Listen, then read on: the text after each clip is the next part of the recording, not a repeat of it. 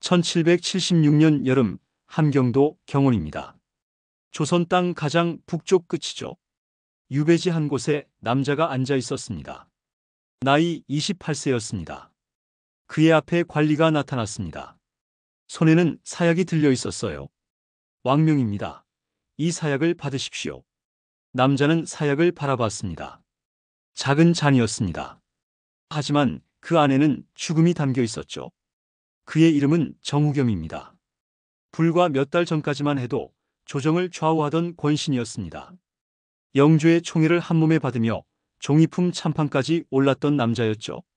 왕실의 외손자였고 화완옹주의 양자였습니다. 누가 상상이나 했을까요? 이렇게 빠르게 죽음을 맞이하리라는 것을요. 더욱이 왕위를 이은 조카의 손에 죽임을 당하리라는 것을요. 정우겸이라는 이름을 들으면 사람들은 보통 정조의 적으로만 기억합니다. 하지만 정말 그것이 전부일까요? 한때는 정조와 함께 경희궁에서 자라며 형제처럼 지냈던 사이였습니다. 같은 고모 밑에서 보살핌을 받았고 함께 공부했으며 함께 놀았죠. 과연 무엇이 이 두 사람을 원수로 만들었을까요? 오늘 우리는 권력이 인간을 어떻게 파괴하는지 보게 될 것입니다. 사랑이 집착으로 변하는 순간을요. 그리고 그 대가가 얼마나 잔혹한지를 말입니다. 이야기 시작 전 구독과 좋아요로 응원 부탁드려요. 감사한 마음으로 더 좋은 이야기 전해드리겠습니다. 1749년 가을입니다. 인천 제물포의 바닷가 마을이었어요. 그곳에서 한 아이가 태어났습니다. 아버지는 정석달, 어머니는 전주 이씨였습니다. 정석달은 바닷가에서 생선을 팔아 근근히 생계를 이어가는 평범한 장사꾼이었어요. 매일 아침 일찍 일어나 바다에서 잡힌 생선을 받아왔습니다. 시장에 내다 팔았죠. 힘든 일이었습니다. 돈도 많이 벌지 못했어요. 그래도 가족을 먹여 살려야 했습니다. 8남매 중 둘째 아들로 태어난 이 아이에게는 어떤 특별한 운명도 예정되어 있지 않았습니다. 가난한 집 아이였으니까요. 평생 아버지처럼 생선을 팔며 살 운명이었죠. 이름은 정우겸이었습니다. 정우겸은 다른 아이들처럼 자랐습니다. 바닷가를 뛰어다니며 놀았어요. 학교에 가지는 못했습니다. 돈이 없었으니까요. 글을 배우지 못했죠. 그저 아버지를 도와 생선을 날랐습니다. 작은 손으로 무거운 광주리를 들었어요. 손이 까지고 아팠지만 참아야 했습니다. 이것이 정우겸의 어린 시절이었습니다. 하지만 세상은 참으로 알 수 없는 곳입니다. 15년 후인 1764년 이 가난한 어물장수의 아들에게 기적 같은 일이 벌어집니다. 영조의 딸 화완옹주가 정우겸을 양자로 삼은 것입니다. 하루아침에 왕실의 일원이 된 거죠. 어떻게 이런 일이 가능했을까요? 이야기는 26년 전으로 거슬러 올라갑니다. 1738년 영조와 영빈 이씨 사이에서 딸 하나가 태어났습니다. 화완옹주였습니다. 영빈 이씨의 막내딸이자 영조의 9째 딸이었죠. 오빠 사도세자보다 11살 어렸지만 화완옹주는 오빠를 무척 따랐습니다. 사도세자도 동생을 아꼈어요. 화완옹주는 어려서부터 총명했습니다. 조선왕 조실록은 화완옹주를 이렇게 표현합니다. 성질이 요사하게 해명했다. 영리하고 똑똑했지만 그만큼 계산적이고 집착이 강했다는 뜻입니다. 영조는 이런 딸을 특별히 아꼈어요. 1749년 12세가 된 화완옹주는 이조판서 정우량의 아들 정치달과 혼인했습니다. 부마가 된 정치달은 화완옹주와 동갑으로 소론 가문 출신의 수제였죠. 두 사람 사이에 딸이 하나 태어났습니다. 행복한 가정이 꾸려지는가 싶었어요. 하지만 행복은 오래가지 못했습니다. 1757년 2월 딸이 태어난 지 5개월 만에 아기가 죽었습니다. 그리고 한 달도 채 지나지 않아 남편 정치달마저 20세의 나이로 급서했어요. 화완옹주는 20세의 청산과부가 됐습니다. 딸도 남편도 모두 잃었죠. 그날 참으로 기구한 일이 벌어졌습니다. 정치달이 죽은 바로 그날 조금 뒤에 중전 정성왕후도 승하했어요. 신하들은 영조에게 중전의 부음을 먼저 알려야 한다고 간곡히 청했습니다. 하지만 영조는 듣지 않았죠. 사위의 집으로 먼저 가겠다고 했습니다. 영조는 눈물을 흘리며 화완옹주의 집으로 달려갔어요. 딸이 얼마나 슬퍼할까 위로해주고 싶었던 것입니다. 신하들이 아무리 만류해도 소용없었죠. 영조의 화완옹주에 대한 사랑이 얼마나 깊었는지 알 수 있는 대목입니다. 영조는 딸을 다시 궁으로 불러들였습니다. 혼자 외로이 살게 할 수 없다고 생각했어요. 그리고 화완옹주를 위해 또 한 가지 배려를 합니다. 양자를 드리기로 한 것입니다. 후보는 죽은 정치달의 친척 중에서 찾았어요. 같은 연일정씨 가문에서 적당한 아이를 물색했습니다. 그리하여 찾아낸 아이가 바로 인천 제물포의 정석달 집안이었습니다. 정치달과 정석달은 같은 학렬의 먼 친척이었죠. 1764년 16세 정우겸이 화완옹주의 양자가 됐습니다. 생선장수 아들이 하루아침에 영조의 외손자가 된 것입니다. 정우겸은 믿을 수 없었을 것입니다. 어제까지 생선을 나르던 자신이 오늘은 왕실의 일원이 됐습니다. 궁궐로 들어갔어요. 처음 본 궁궐은 눈부셨습니다. 이렇게 큰 건물이 있다니, 이렇게 화려한 곳이 있다니 믿기지 않았죠. 정우겸은 새 옷을 입었습니다. 비단 옷이었어요. 평생 입어본 적 없는 고급 옷이었습니다. 머리를 올리고 갓을 썼죠. 거울을 보니 낯선 사람이 서 있었습니다. 이것이 나인가, 정말 나인가? 정우겸의 인생이 완전히 바뀐 순간이었습니다. 이것은 단순히 신분 상승이 아니었습니다.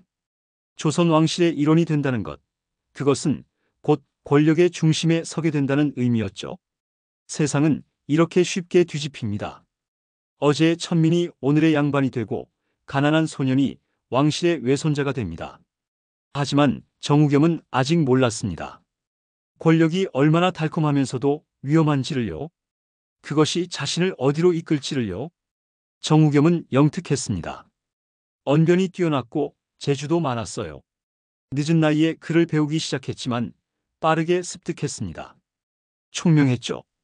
영조는 이 외손자를 각별히 아꼈습니다. 정우겸을 볼 때마다 기뻐했어요. 정우겸이 16세가 됐을 때 영조는 장원봉사에 임명했습니다. 벼슬길에 오른 것입니다. 16세의 관직을 받는다는 것은 매우 이례적인 일이었죠. 하지만 영조의 총애가 그만큼 대단했습니다. 18세에는 별시에 합격했어요. 과거 시험에 붙은 것입니다. 보통 선비들이 평생을 바쳐 준비하는 시험을 정우겸은 손쉽게 통과했습니다. 20세에 홍문관 부교리가 됐습니다. 홍문관은 조선 최고의 엘리트 집단이었어요. 그곳의 관직을 20세에 얻다니 전례가 없는 일이었습니다. 21세에는 개성부유수까지 올랐죠. 승진 속도가 무서웠습니다. 보통 선비들이 평생을 바쳐도 오르기 힘든 자리를 정우겸은 불과 몇 년 만에 차지했어요. 영조의 총애가 얼마나 대단했는지 알 수 있습니다. 화완옹주의 뒷받침도 컸죠. 양어머니는 아들의 출세를 위해 모든 것을 동원했습니다. 영조에게 정우겸을 자주 칭찬했어요. 신하들에게 정우겸을 잘 봐달라고 부탁했습니다. 정우겸은 날개를 단 듯 승승장구했습니다. 영조의 눈이 머무는 곳엔 언제나 정우겸이 있었습니다. 조정회의에서 영조가 물으면 정우겸이 답했어요. 영조가 고민하면 정우겸이 해결책을 제시했습니다. 영조는 흡족해했죠. 역시 내 외손자다, 똑똑하다, 기특하다. 정우겸은 자신감으로 가득 찼습니다. 자신이 특별한 사람이라고 생각했어요. 왕실의 외손자이고 영조의 총애를 받으니 무엇이든 할 수 있다고 믿었습니다. 하지만 출세가 빠르면 질투도 따르는 법입니다. 조정의 신하들은 정우겸을 곱지 않은 시선으로 바라봤어요. 천민 출신이 왕실의 외척이 됐다는 것, 실력이 아닌 배경으로 요직에 올랐다는 것, 이런 것들이 사람들의 반감을 샀습니다. 뒤에서 수군거렸죠. 저자가 무슨 실력이 있다고 영조의 총애만 믿고 교만하게 군다고 말했습니다. 조선왕 조실록은 정우겸에 대해 이렇게 적고 있습니다. 평소 품행이 거만하고 예의가 없었으며 막대한 재산을 착복하여 전횡을 일삼았다. 권력을 휘두르며 재물을 모으고 사람들을 무시하고 교만하게 굴었다는 것입니다. 정우겸은 실제로 그랬습니다. 자신보다 나이 많은 신하들에게도 함부로 대했어요. 존댓말을 쓰지 않았습니다. 명령조로 말했죠. 이것을 해라, 저것을 가져와라. 신하들은 분노했지만 참았습니다. 영조의 외손자였으니까요. 함부로 대들 수 없었죠. 정우겸은 돈도 많이 모았습니다. 뇌물을 받았어요.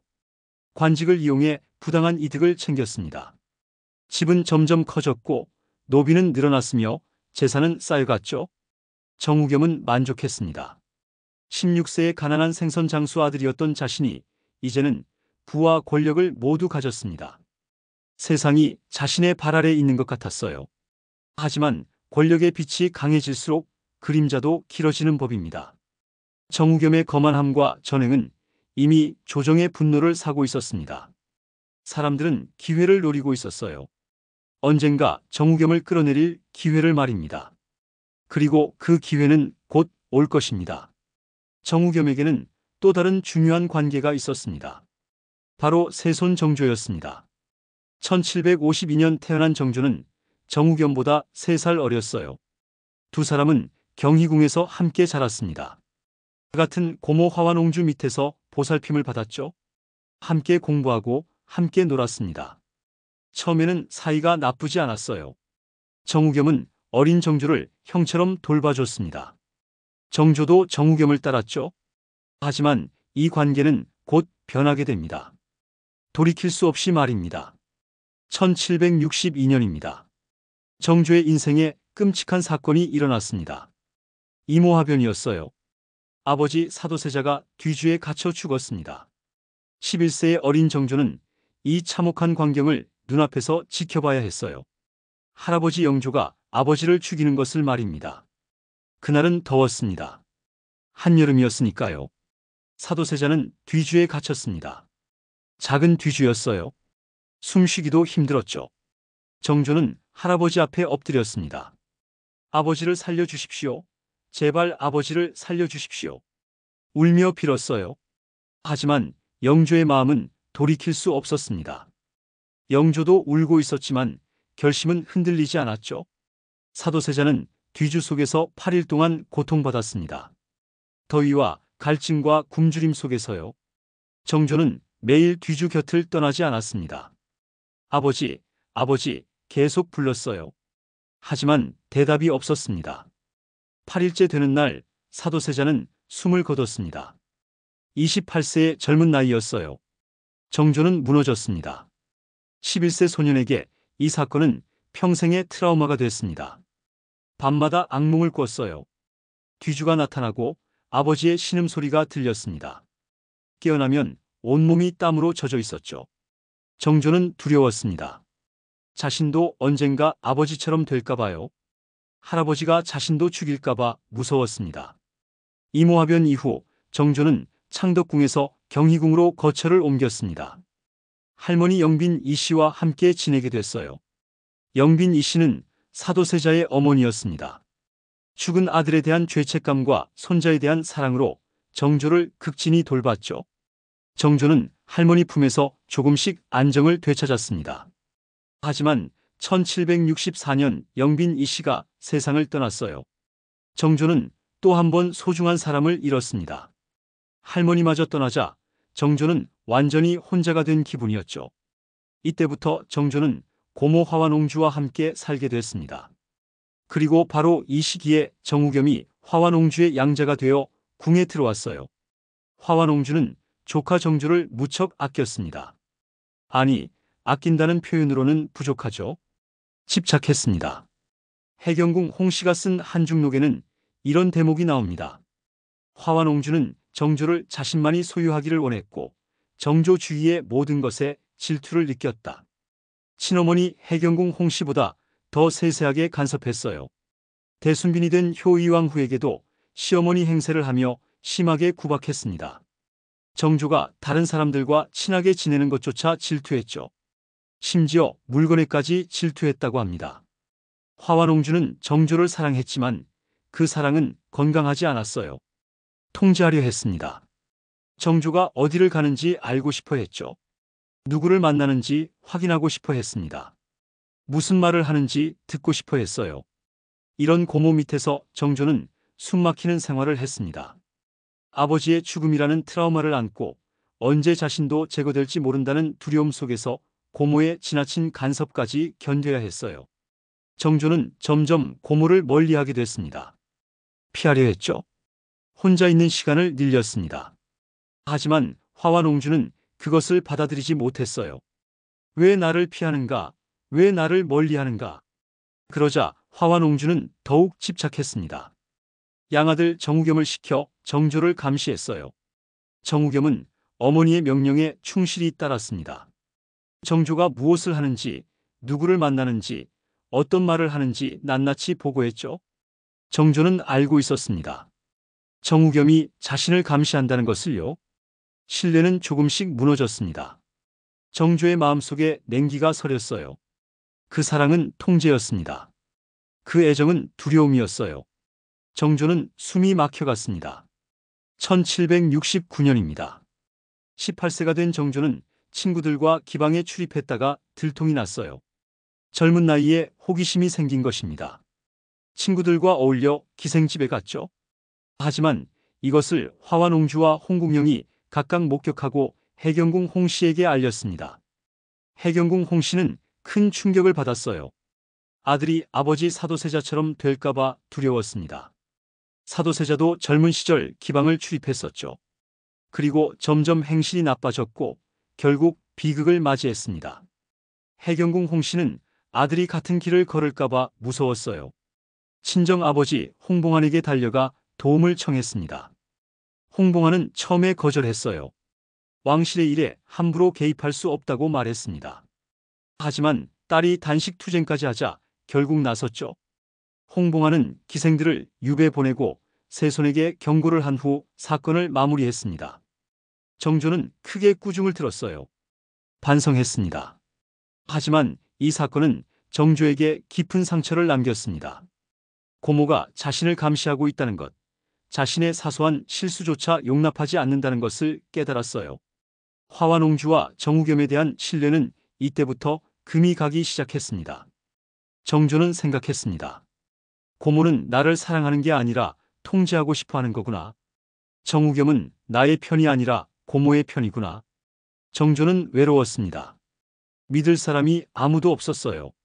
아버지는 죽었고 할머니도 돌아가셨으며 고모는 집착하고 어머니는 불안해했습니다. 정조는 혼자였죠. 화완옹주의 집착은 갈수록 심해졌습니다. 정조가 다른 신하들과 친하게 지내면 질투했어요. 특히 홍국영과 가까워지는 것을 싫어했습니다. 홍국영은 정조의 측근이었죠. 충성스럽고 유능한 신하였습니다. 하지만 화완옹주는 홍국영을 미워했어요. 정조를 빼앗는다고 생각했습니다. 화완옹주는 정우겸에게 말했습니다. 홍국영을 견제해라. 세손이 그자에게 너무 의지하고 있다. 정우겸은 명령을 따랐어요. 홍국영을 탄핵하려 했습니다. 하지만 실패했죠. 정조가 홍국영을 보호했으니까요. 화완옹주는 분노했습니다. 내 말도 듣지 않는다. 조카가 나를 무시한다. 화완옹주의 마음속에는 사랑과 증오가 뒤섞여 있었어요. 정조를 사랑하지만 통제할 수 없어서 증오했습니다. 이런 복잡한 감정이 화완옹주를 괴롭혔죠. 정우겸은 어머니와 정조 사이에서 갈등했습니다. 어머니의 명령을 따라야 하지만 정조도 자신에게 중요한 사람이었으니까요. 하지만 결국 정우겸은 어머니를 선택했어요. 양어머니가 자신을 왕실로 데려왔습니다. 모든 것을 준 사람이었죠. 배신할 수 없었습니다. 정우겸은 계속 정조를 감시했어요. 동궁에 밀정을 보냈습니다. 정조의 언동을 낱낱이 보고받았죠. 정조는 이 모든 것을 알고 있었습니다. 참았어요. 아직 때가 아니었으니까요. 할아버지 영조가 살아있는 한 화완옹주와 정우겸을 건드릴 수 없었습니다. 참고 견뎌야 했죠. 정조는 마음속 깊이 결심했습니다. 언젠가 왕이 되면 그때는 이 모든 것을 바로잡겠다고요. 아버지의 명예를 회복하고 자신을 괴롭힌 사람들을 처벌하겠다고 말입니다. 그날이 올 때까지 기다리겠다고요. 정조의 눈빛이 변했습니다. 차가워졌죠? 단단해졌습니다. 어린 소녀는 사라지고 냉철한 군주가 자라고 있었습니다. 1775년입니다. 영조의 건강이 급격히 악화됐어요. 84세의 노구로 더 이상 정사를 돌볼 수 없게 됐습니다. 영조는 결단을 내렸죠. 새손 정조에게 대리청정을 맡기기로 한 것입니다. 정조는 준비됐습니다. 오랫동안 기다려온 순간이었어요. 이제 직접 나라를 다스릴 수 있습니다. 개혁을 시작할 수 있죠. 하지만 뜻밖의 반대에 부딪혔습니다. 영의정 한익모와 좌의정 홍인환이 대리청정을 극렬히 반대한 것입니다. 조정회의에서 목소리를 높였어요. 세손께서는 아직 어리십니다. 경험이 부족하십니다. 대리청정은 시기상조입니다. 영조는 당황했습니다. 왜 반대하는가? 세손은 충분히 준비됐다. 하지만 한익모와 홍인환은 물러서지 않았죠. 그리고 그 뒤에 화완옹주와 정우겸이 있었습니다. 왜 화완옹주와 정우겸은 정조의 대리청정을 반대했을까요? 표면적인 이유는 정조가 아직 어리고 경험이 부족하다는 것이었어요.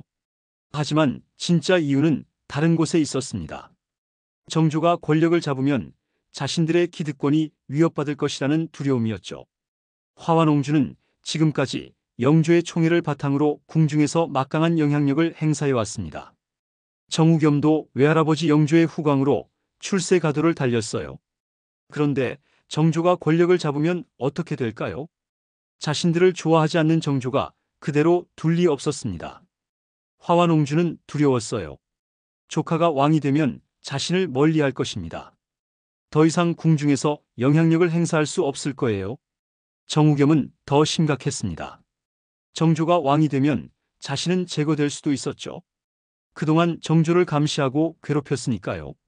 정조가 복수할 것이 분명했습니다. 정우겸은 더 적극적으로 나섰어요. 동궁의 밀정을 더 많이 보냈습니다. 유언비어를 퍼뜨려 정조의 비행을 조작했어요. 정조를 보호하는 홍국영을 탄핵하려 했습니다. 할 수 있는 모든 수단을 동원해 정조를 끌어내리려 했죠. 해경궁 홍씨는 한중록에서 이렇게 적었습니다. 정우겸은 김귀주와 함께 우리 모자를 공격하는 온갖 모략을 다 꾸몄다. 정조와 해경궁 홍씨는 밤에 옷을 벗지도 못하고 잤다고 합니다. 언제 무슨 일이 벌어질지 몰라 늘 긴장해야 했어요. 자객이 올까봐 두려웠죠. 독살당할까봐 무서웠습니다. 정조는 극도로 조심했어요. 음식을 먹기 전에 확인했습니다. 밤에는 문을 굳게 잠갔죠. 신하들도 함부로 믿지 않았습니다. 누가 적인지 알 수 없었으니까요. 왕의 손자 따위에게 권력을 줄 수 없다. 이것이 화완옹주와 정우겸의 생각이었습니다. 조정의 공기는 살기로 가득했어요. 하지만 영조의 뜻은 확고했습니다. 1775년 12월 7일 영조는 정조의 대리청정을 공식적으로 선포했어요. 반대파들의 압력에도 굴하지 않았습니다. 부사직 서명선이 한익모와 홍인환의 처벌을 주장하자 영조는 이를 받아들였죠. 정조는 대리청정을 시작했습니다. 24세였어요. 드디어 직접 나라를 다스릴 수 있게 됐습니다. 하지만 정조는 알고 있었습니다. 진짜 싸움은 이제부터라는 것을요. 화완옹주와 정우겸이 가만히 있지 않을 거예요. 계속 자신을 공격할 것입니다. 정조는 준비했습니다. 언젠가 올 그날을 위해서요. 할아버지 영조가 돌아가시고 자신이 진짜 왕이 되는 날을요. 그날이 오면 모든 것을 바로잡을 것입니다. 정조는 조용히 칼을 갈고 있었습니다. 1776년 3월 10일입니다. 영조가 승하했어요. 83세였습니다. 52년간 조선을 통치한 장수왕의 죽음이었죠. 궁궐은 슬픔에 잠겼습니다. 신하들은 곡을 했어요. 백성들도 애도했습니다. 그리고 바로 그날 정조가 즉위했습니다. 25세의 젊은 왕이 탄생한 것입니다.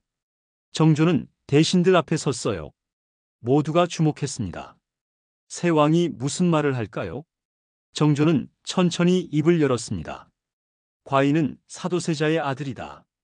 이 한마디에 조정은 술렁였어요. 충격이었습니다. 정조는 분명하게 선언했죠. 자신은 사도세자의 아들이며 아버지의 명예를 회복할 것이라고요. 정조를 괴롭혔던 사람들에게는 이것이 죽음의 선고나 다름없었습니다. 화완옹주는 궁 안에서 그 소식을 들었어요. 온몸이 얼어붙었습니다. 정우겸도 마찬가지였죠. 이제 끝이구나. 정조가 우리를 가만두지 않을 거야. 정조는 즉위하자마자 숙청에 들어갔습니다. 사헌부에서는 연일 홍인환과 정우겸을 탄핵하는 상소를 올렸어요. 정조는 명쾌하게 답했습니다. 유배 보내라. 홍인환과 정우겸은 함께 폐서인됐습니다. 더 이상 신하가 아니었어요. 죄인이 된 것입니다. 정우겸은 함경도 경원으로 유배됐습니다. 조선 땅에서 가장 먼 곳이었죠. 정조의 의도였습니다. 최대한 멀리 보내고 싶었어요. 5월 3일 정우겸의 유배지에는 가시 울타리가 쳐졌습니다. 위리 안치된 것입니다. 탈출할 수 없도록 가시나무로 둘러싼 거죠. 사실상 사형 선고나 다름없었습니다. 화완옹주는 양자 정우겸과 강제로 파양됐어요. 정조의 명령이었습니다. 역적을 영조의 외손자로 둘 수 없다는 이유였죠. 화완옹주는 더 이상 옹주가 아니었습니다. 정치달의 처, 줄여서 정처로 불렸어요. 자귀를 박탈당한 것입니다. 화완옹주는 무너졌습니다. 평생 누렸던 지위가 하루아침에 사라졌어요. 옹주라는 이름도 양아들도 모든 것을 잃었습니다. 정우겸의 생부 정석달도 유배됐어요. 형 정일겸도 파직됐습니다. 한때 출세의 정점에 있던 가문이 하루아침에 역적의 집안이 되었죠. 인천 제물포의 생선 장수 집안은 다시 원래 자리로 돌아갔습니다. 아니, 그보다 더 비참한 처지가 됐어요. 정우겸은 유배지에서 무슨 생각을 했을까요? 후회했을까요? 정조를 괴롭히지 말았어야 했다고, 어머니의 명령을 따르지 말았어야 했다고요? 아니면 분노했을까요? 정조를 원망했을까요? 우리는 알 수 없습니다. 다만 정우겸의 운명이 거의 끝나가고 있다는 것만 확실했죠. 그런데 놀라운 일이 벌어졌습니다. 7월 홍계희의 친척들이 정조를 암살하려는 음모가 발각된 것입니다. 무사를 고용해 정조를 죽이려 했어요. 이 사건으로 홍수례와 홍상범이 사형당했고 홍계희는 고문을 받다가 죽었습니다.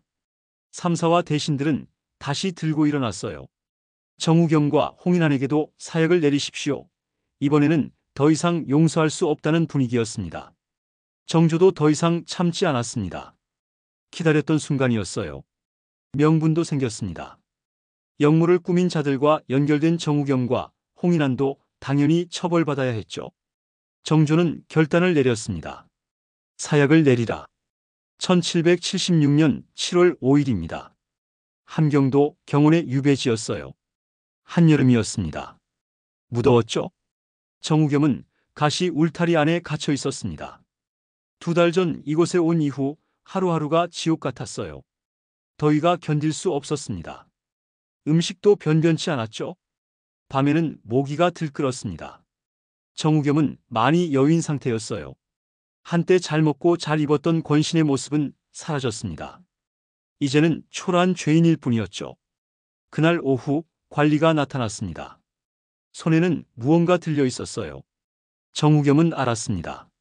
사약이구나. 드디어 이 순간이 왔구나.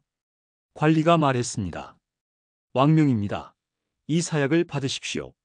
정우겸은 사약을 바라봤어요. 작은 잔이었습니다. 하지만 그 안에는 죽음이 담겨 있었죠. 정우겸은 무슨 생각을 했을까요? 후회했을까요?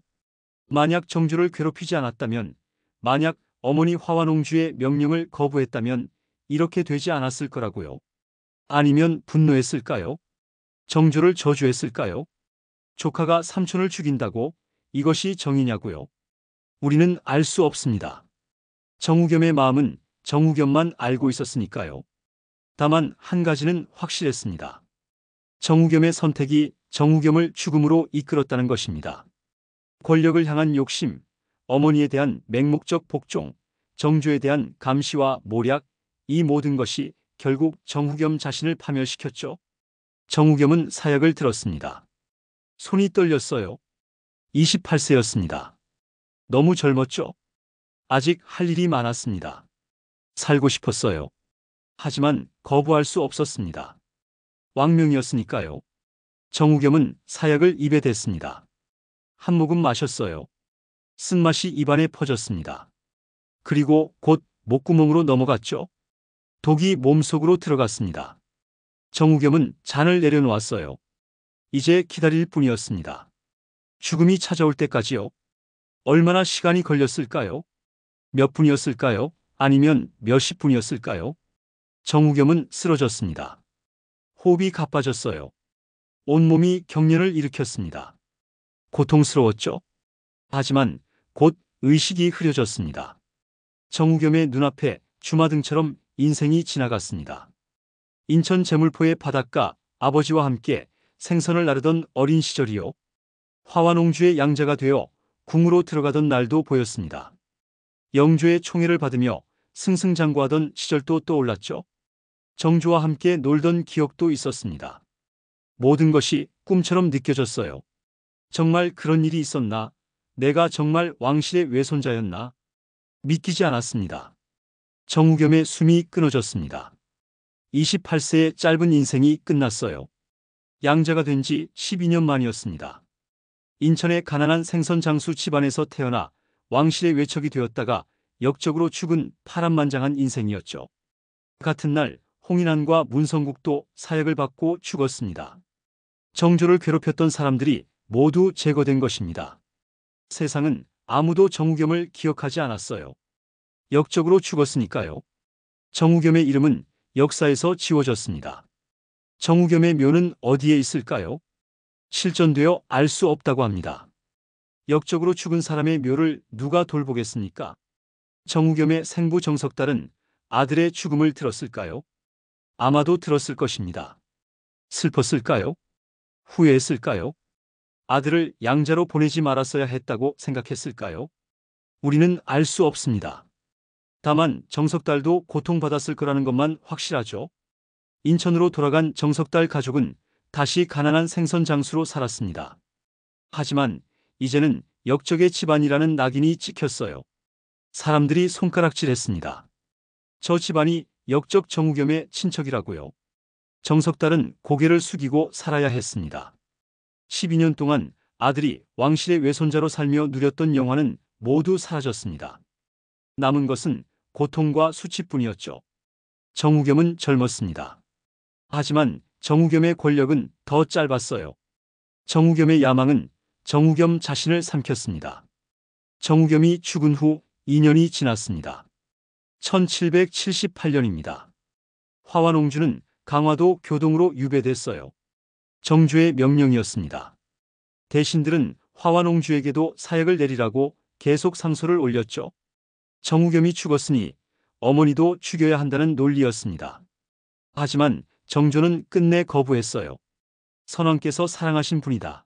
선왕의 성덕에 누가 될까 염려된다. 정조는 할아버지 영조가 그토록 아꼈던 딸을 죽일 수 없었습니다.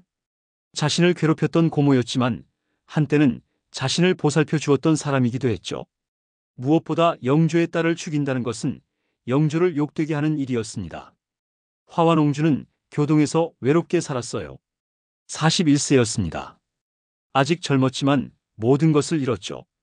옹주라는 지위도 양아들도 궁궐에서의 영향력도 사라졌습니다. 작은 집에서 혼자 지냈어요. 심심했습니다. 외로웠죠. 밤마다 생각했습니다. 어떻게 이렇게 됐을까? 무엇이 잘못됐을까? 화완옹주는 후회했을까요? 아마도 그랬을 것입니다. 조카 정조를 그렇게 통제하지 말았어야 했다고, 정우겸을 시켜 감시하지 말았어야 했다고요. 하지만 이미 늦었습니다. 정우겸은 죽었고 자신은 유배지에 갇혀 있었어요. 1782년 정조는 몰래 선정관을 보내 화완옹주를 강화도에서 육지 파주로 옮겼습니다. 파주에는 남편 정치달의 묘가 있었어요. 정조의 배려였습니다. 고모가 남편 묘 곁에서 살 수 있도록 해준 것입니다. 화완옹주는 감동했습니다.